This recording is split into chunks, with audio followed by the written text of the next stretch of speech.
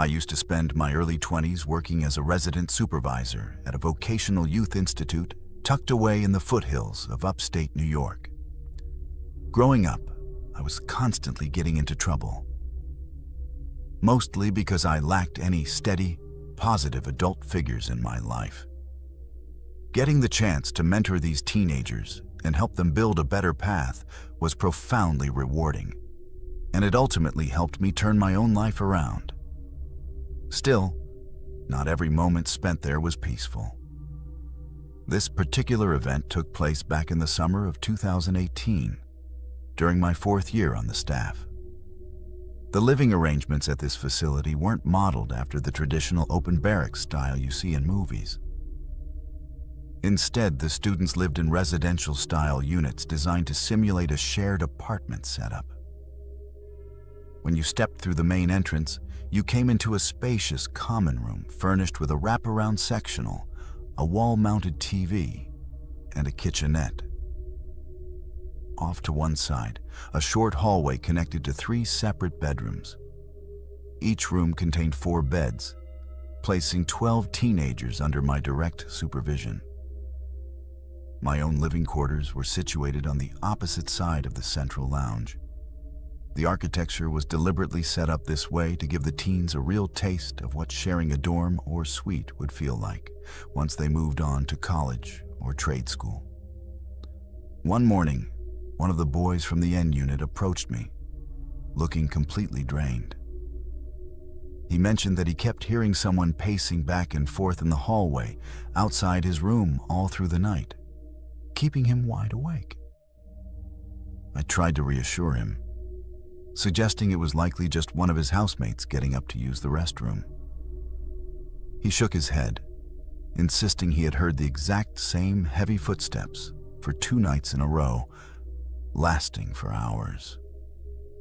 I promised him I'd look into it and told him not to stress over it, though deep down I figured someone was just pulling an annoying late-night prank. That evening, before lights out, I gathered all 12 boys in the common room.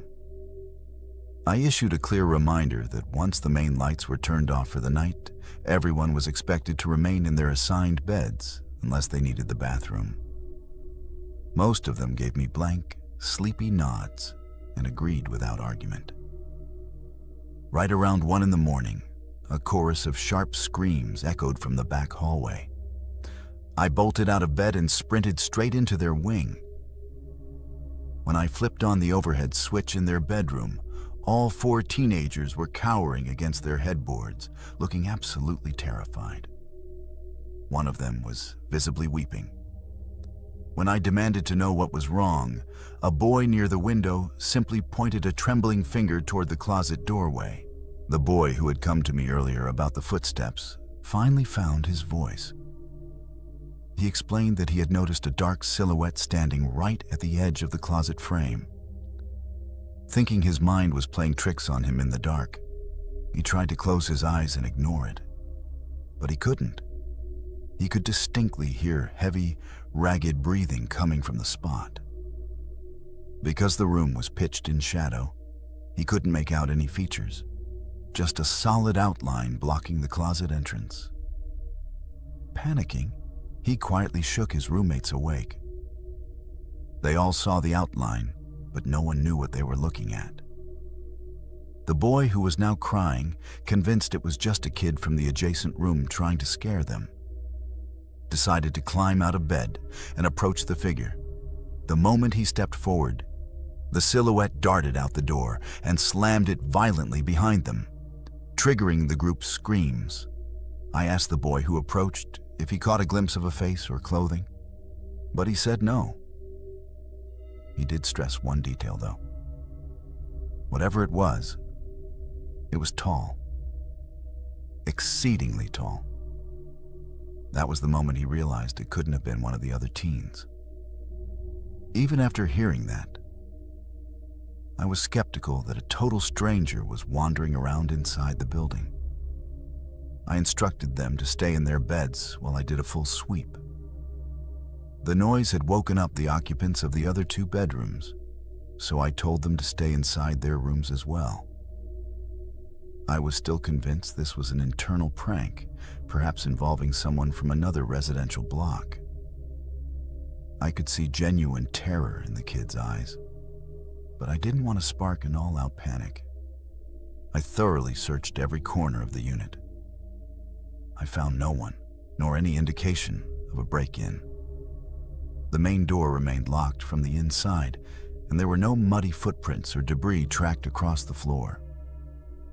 It took a considerable amount of time, but I eventually managed to settle the boys down and get them back under the covers. To ensure nothing else happened, I decided to sit up in the common area with a book. I was completely awake by then, and I wanted to catch the perpetrator firsthand if they decided to try another stunt. After a while, exhaustion started creeping back in. I was just beginning to drift off when the sound of floorboards creaking down the hallway snapped me back to full alertness. I froze, holding my breath to confirm what I was hearing. There was no mistaking it.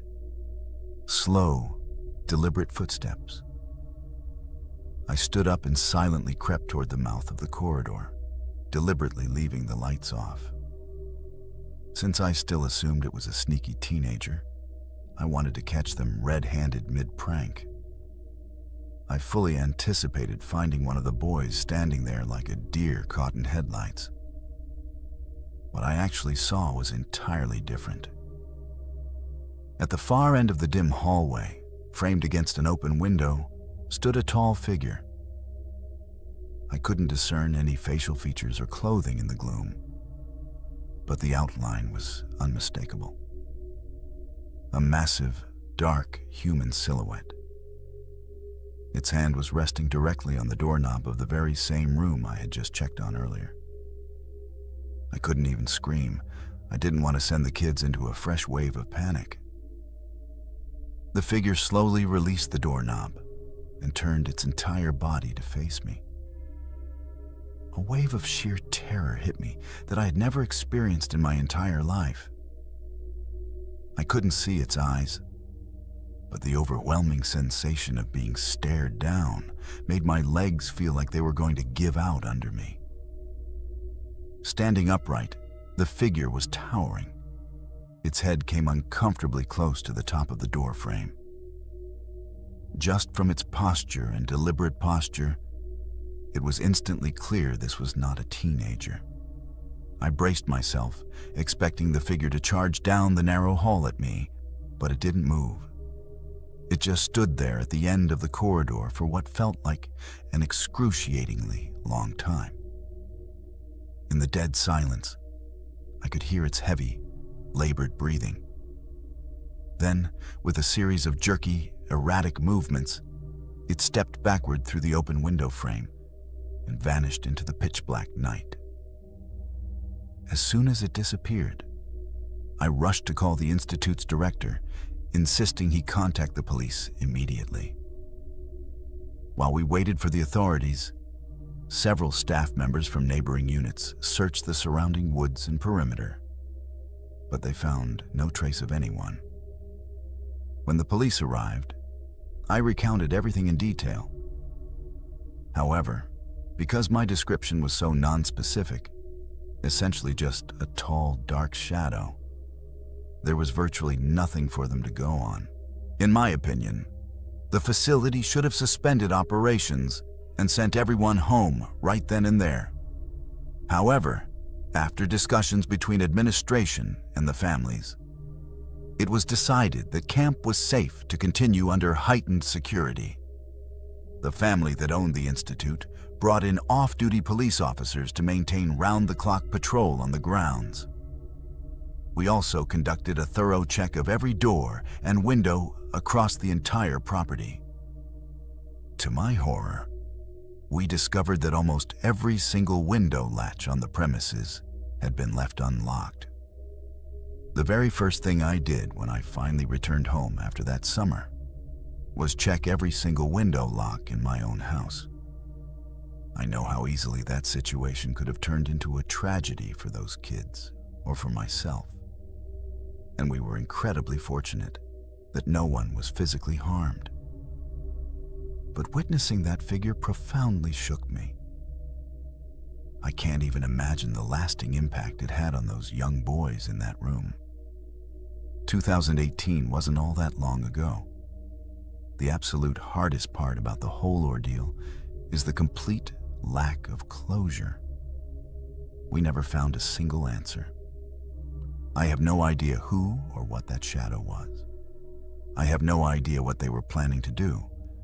And most disturbing of all, I have no idea why they were fixated exclusively on that one specific bedroom. It's that agonizing, unanswered question that will haunt me for the rest of my days.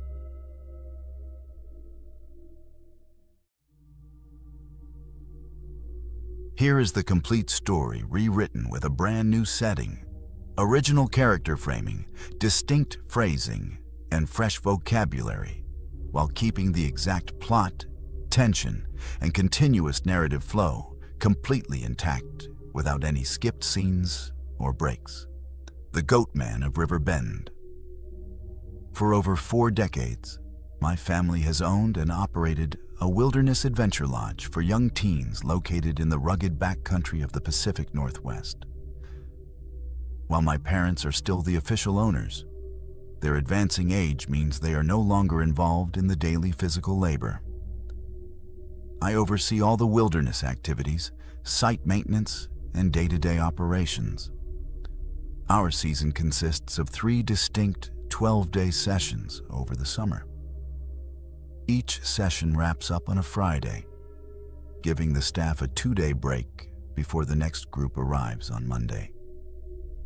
However, while the rest of the crew gets those 2 days off, I remain on site alone to handle maintenance and prepare the property for the incoming campers. A few summers ago, an unsettling incident forced us to shut down the final session of the season entirely.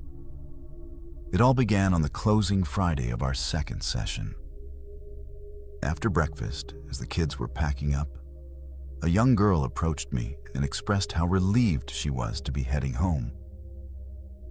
It always pained me to hear that, as it usually meant a camper had a miserable time.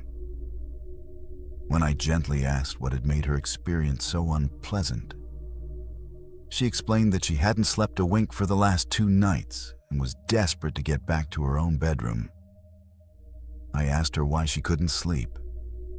To my utter shock, she claimed she was being harassed at night by a goat man. I stood there, completely lost for words. I couldn't tell if she was playing a bizarre prank, describing a vivid nightmare, or suffering from sleep deprivation. She explained that 2 nights prior, she woke up to a faint tapping on her cabin window. When she sat up, she saw a strange figure outside, wearing a goat mask, waving at her through the glass. Convincing herself it was just a strange dream, she forced herself back to sleep. However, on her final night at camp, the exact same thing happened. The tapping woke her up again, confirming her fears that she hadn't imagined it the first night. She walked over to the glass, and the masked figure spoke to her, asking if she would unlock the door and let him inside because he was cold. She firmly told him no and demanded he leave. According to her, the figure made a pathetic, whimpering sound and trotted off into the surrounding timber. As she told me this, she didn't seem hysterical or even visibly terrified, just utterly exhausted. I checked to make sure she was mentally sound, and once assured she was okay, we went our separate ways. I ultimately dismissed the story as a vivid nightmare fueled by an overactive imagination. After all, a goat man sounded absurd. By mid-afternoon, all the campers had boarded their buses and departed. Left alone on the property, I began my routine maintenance to prepare for Monday's new intake. Throughout the late afternoon and early evening, I occasionally caught odd rustling sounds coming from the wood line. I paid them little mind, knowing I was the only soul on the grounds and that forest noise was completely normal. Night fell, and I retired to the main lodge office to catch up on administrative paperwork and schedule the upcoming week's itineraries. As I sat at my desk, the strange noises outside persisted. I glanced out the windows multiple times, but saw only pitch darkness. Given our remote location, I assumed a deer or a stray bear was foraging nearby. Several hours into the night, I decided to wrap up work. Just as I kicked my feet up on the desk to rest, a sudden burst of blinding light flooded through the window blinds. The motion-activated security floodlight mounted on the side of the building had tripped. I stood up instantly and peered out the window. Nothing was there. No animal. No intruder. I'll admit, my heart started pounding. That floodlight system wasn't overly sensitive. It wouldn't trigger for a raccoon or stray bird. Something substantial had to pass directly through its sensor field. Before I could even step away from the window, a subtle, raspy scratching sound echoed against the thick wooden front door. "Is someone out there?" I called out sternly. No one answered. The slow, deliberate scratching continued. For a second, I clung to the hope that it was just a curious animal, though deep down I knew local wildlife rarely acted this boldly around occupied structures. Frustrated and trying to intimidate whatever was on the porch, I marched over and slammed my fist hard against the doorframe. The scratching stopped immediately. I pressed my ear against the wood, listening intently to identify the creature. A few seconds later, I heard the unmistakable, rhythmic heavy thuds of two boots walking down the wooden porch steps. Fear and shock hit me at once. A few seconds passed before I mustered the courage to peer through the small window pane beside the door casing. I braced myself to see a trespasser standing in the gravel driveway staring back at me, but the yard was completely empty. I reached over and flipped the switch for the heavy exterior porch light, expecting to catch someone lurking near the tree line, but saw nothing. I turned the light off, walked back to my desk, and sat in absolute silence for an hour, trying to rationalize what had just transpired. Even though my brain recognized the sound of human footsteps, I managed to convince myself that my exhausted mind was playing tricks on me and that it had to be a bear or mountain lion. It was the only logical explanation that let me breathe. A few hours passed, and physical fatigue finally won over. I dozed off right there in my office chair. I don't know how long I was asleep, but a loud, metallic crash from the rear of the lodge jerked me awake. I bolted upright as the side floodlight flashed on once again, casting harsh light through the blinds. Then came a faint, rhythmic tapping sound coming from the back deck. The tapping was echoing against the heavy glass sliding door that led out to the rear patio. Heavy thermal drapes blocked my view of the outside deck. As I slowly crept toward the back wall, the tapping grew louder and more distinct. I reached the edge of the fabric and pulled the drape back. Standing right on the other side of the glass was a tall man wearing an eerie, bone-white goat mask.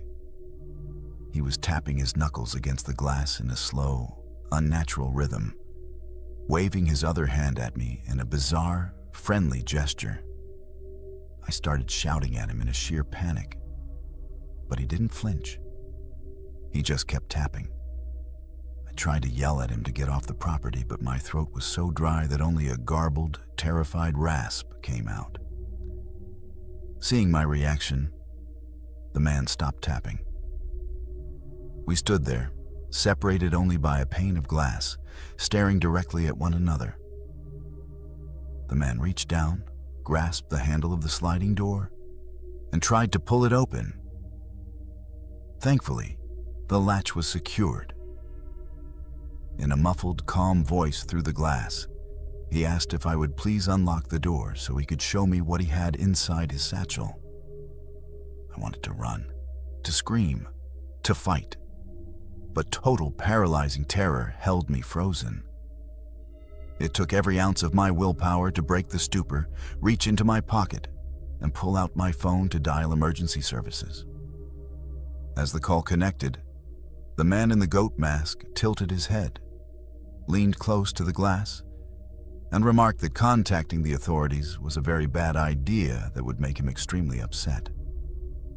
Despite his threat, I stayed on the line with the dispatcher. Hearing me report his presence, the masked man abruptly turned, leaped over the deck railing, and sprinted into the dark forest. I watched the perimeter frantically, but the moment he crossed the threshold of the shadows, he vanished completely. When the police deputies finally arrived, they conducted a full sweep of the lodge grounds and the surrounding woods. They didn't locate the man, but deep in the timber, about a quarter-mile off trail, they made a disturbing discovery. Hanging from a low pine branch was the white goat mask. Directly beneath it on the forest floor sat a canvas satchel. Inside the bag was a child-sized yellow t-shirt with Miami, Florida, printed across the front in cursive lettering. It is worth noting that our facility is thousands of miles away from Florida. Wrapped inside that yellow shirt was the most alarming detail of all: a massive, heavy-duty meat cleaver. Despite recovering the mask, bag, and weapon, forensic analysis yielded no fingerprints, and the police were never able to identify the individual, determine where he came from, or figure out his true motives. He had simply emerged from the wilderness, attempted to gain access to a cabin, and given up with minimal effort when confronted by a camper. When he tried the same thing with me, he abandoned his attempt the moment resistance arose. Finding that satchel and weapon gave us more than enough justification to cancel the summer's final session. We simply couldn't risk the safety of dozens of children with an unidentified predator roaming the woods. Here is the complete story fully rewritten in English with new character names, a altered location, distinct phrasing, and fresh vocabulary, while preserving the exact plot structure, tension, and continuous flow without any skipped scenes or breaks. The Cottage in the Pines. Back when I was a teenager in high school, my parents forced me to attend a faith-based outdoor youth retreat nestled in the dense pine forests of northern Michigan. I was never the outdoorsy type. I preferred spending my summer break glued to my gaming setup or hanging out in the neighborhood with my friends. I assume my parents signed me up specifically to force me outside and hopefully widen my social circle. Instead, I returned home with a frightening memory that has stayed with me ever since. An encounter I still struggle to rationalize. I spent the initial couple of days adjusting to camp life, getting to know my bunkmates, and exploring the grounds. Surprisingly, I actually began having a good time. As a 15-year-old boy, I also thoroughly enjoyed the fact that the retreat was co-ed. I went out of my way to try to act cool around the girls, especially one named Clara Vance, whom I developed a huge crush on. Before long, I was planning my daily schedule around whatever workshops or group activities Clara happened to join. Clara was fascinated by the supernatural. Her favorite activity was sitting around the nightly bonfire to listen to scary urban legends, a tradition I was surprised to find allowed at a religious camp. One evening, while we were all gathered around the fire pit, one of the group leaders shared a local tale. He told us about a dilapidated, disused caretaker's cottage situated just a short walk up the trail from the main cabins. According to him, a horrific tragedy had occurred inside the structure decades ago. leaving the place permanently abandoned.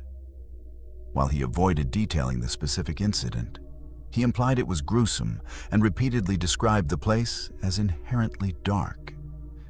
He then rattled off the typical haunted house tropes: visitors claiming to see shadowy figures pacing behind the dark window panes at night, unexplainable sounds echoing from within, and a former camper who allegedly vanished into thin air, never to be seen again. Right as he finished the tale, the leader let out a loud shout to startle us, which worked on about half the group. Most of the kids scattered toward their dorms immediately afterward, but Clara stayed behind. She asked the leader directly if a teenager had truly disappeared out there.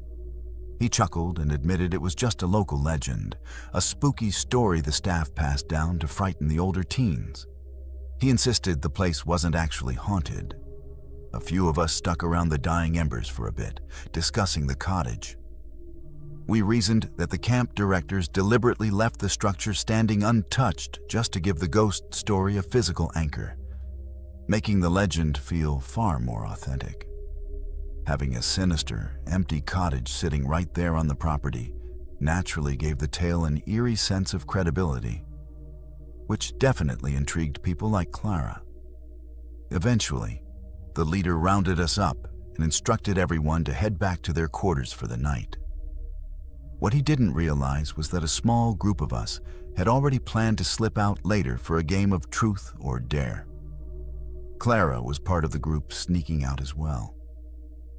We waited a couple of hours until the camp fell quiet and we were certain the staff had turned in for the night. Our rendezvous point was down by the lake shore, roughly a 10-minute trek from the sleeping quarters, safely out of earshot from the staff cabins. 8 of us made it down. 5 boys arrived first, followed shortly by Clara and 2 other girls. We sat along the rocky bank for a bit before initiating truth or dare. I saw it as the perfect opportunity to prove my bravery to Clara. At first, everyone was playing it safe and picking truth. When the rotation finally landed on me, I boldly chose dare. Naturally, they dared me to trek up to the abandoned cottage, step inside, and stay locked in for a full 10 minutes. I noticed Clara looking genuinely concerned, but I wasn't bothered by the legend. I didn't buy into ghost stories at all. We all quietly made our way up the forest path toward the dark cottage. An uncomfortable tension hung in the air, likely because the story from earlier was fresh in everyone's minds, making the dare feel more intense than it actually was. My only real anxiety stemmed from the fact that I was actively trespassing in an off-limits area after curfew. Breaking 2 major camp rules felt far more risky to me than any paranormal threat. I approached the front porch and glanced back over my shoulder. My friends were crouching behind a cluster of pine trees a short distance away, watching me. To my surprise, when I reached for the front door, it swung right open. I didn't need to force the handle or crawl through a window. I simply walked straight in as if I belonged there. I shut the door behind me and began exploring the pitch-black interior. Faint moonlight filtered through the grime on the window panes, but the room was mostly shrouded in deep shadows. The air inside smelled heavy, stale, and dusty, as though no human had stepped foot inside for decades. It was also noticeably colder inside than out in the woods. I paced around the empty room, trying to pass the time, when the sound of creaking floorboards suddenly echoed behind me. It sounded distinctly like heavy steps on timber. I whipped around, but the room was completely vacant. I tried to convince myself that the old timber was just settling or reacting to my own footsteps with a delay, an illogical explanation, but the only one my panicked teenage brain could muster. I glanced down at my watch and was stunned to see that barely 2 minutes had elapsed. It felt like I had been standing in that dark room for 20 minutes already. In the center of the cottage stood a thick wooden support beam, so I decided to lean against it to wait out the remaining time. As I stood there, the creaking sound resumed. I scanned every dark corner of the room, but I was still entirely alone. Then, the creaking rapidly intensified in volume and speed, mimicking the sound of someone sprinting across the wooden floor directly toward me. Yet there was nothing there, and the noise abruptly cut off into silence. Checking my watch again, I saw that only 1 more minute had passed. I walked over to the nearest window to check on my friends, but I couldn't spot them through the glass. I cupped my hands around my eyes and pressed against the pane, staring directly toward the trees where they had been waiting. But the area looked entirely deserted. I tapped firmly against the glass, hoping to get their attention, but no one emerged from the shadows. Although I hated to admit it, fear was finally taking hold. The combination of the counselor's story, the eerie atmosphere, and my friend's absence was getting to me. I decided I had had enough and was ready to head back out, fully prepared to take whatever teasing my friends threw at me. I walked over to the entry door and pulled the handle, but it wouldn't budge. I yanked harder, putting my weight into it, yet the door remained firmly stuck. I inspected the knob, thinking I might have accidentally engaged a lock when I entered, but there wasn't even a locking mechanism on the hardware. I assumed the old wood frame was simply jammed. I began slamming my shoulder against the door panels, but it wouldn't give an inch. While I was throwing myself against the frame, the noises inside the cottage escalated dramatically. Loud, heavy footsteps were now echoing all around the room in a frantic pattern. The atmosphere shifted into something deeply sinister. I felt an overwhelming sense of dread, as if a hostile presence had stepped up directly behind me. I tried to tell myself it was just a panic attack, but I was too terrified to even turn around and look behind me. Desperate, I began pounding on the wooden door with my fists, shouting for help. Moments later, I heard frantic movement on the outside of the door as someone tried to pull it open from the exterior, but it remained locked tight from their side as well. It was Clara. I had assumed everyone had abandoned me when I couldn't see them through the window, but she had stayed behind. I heard her panicked voice through the wood, telling me the door felt completely jammed and that she was trying to force it open. I still couldn't bring myself to turn around. It sounds absurd, but I could distinctly feel faint, cold air, like someone breathing, against the back of my neck while I faced the door. I couldn't hear any breath, and I saw no physical form, but I was intuitively certain that something was standing right behind me. Overwhelmed, I let go of the handle and slid down to the floor, resting my head against the wooden panel, completely giving up. Suddenly, the door gave way and swung outward, causing me to tumble onto the porch. Standing on the threshold were 2 senior camp counselors with flashlights. I have never felt such immense relief in my life. I scrambled out onto the grass and collapsed in front of the porch, breathlessly thanking them for getting the door open. They, however, looked furious. They marched me straight to the main administrative cabin, where I spent the remainder of the night, isolated in what was essentially the camp's equivalent of solitary confinement. The following morning, I was brought in for a meeting with the camp director. When I tried to explain what I had experienced inside the cottage, she simply rolled her eyes in annoyance. She informed me that staff were strictly forbidden from telling that stupid ghost story because it did nothing but terrify the campers. She assured me the tale was a complete fabrication designed to scare teenagers and dismissed my account entirely. She contacted my parents, and I was officially expelled from the camp for violating curfew, sneaking out at night, and trespassing in a restricted building. Honestly, after the horror of the night before, I didn't even care about getting kicked out. I was relieved to be heading home, even if it meant spending the rest of the summer grounded in my bedroom. In the years following the incident, I tried researching the camp and the legend online. Back then, the internet was far less detailed than it is today, and I couldn't find a single record confirming or denying the story. The camp eventually went out of business and permanently closed years ago. And every subsequent attempt to search for information about the cottage has yielded nothing. It would be easy to dismiss the entire event as a teenage mind playing tricks in the dark. But I know that isn't true.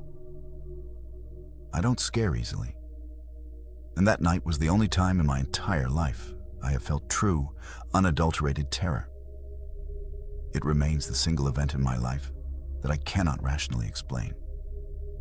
I've heard old wooden floors creak, even in ancient buildings, and none have ever made such intentional, rhythmic sounds.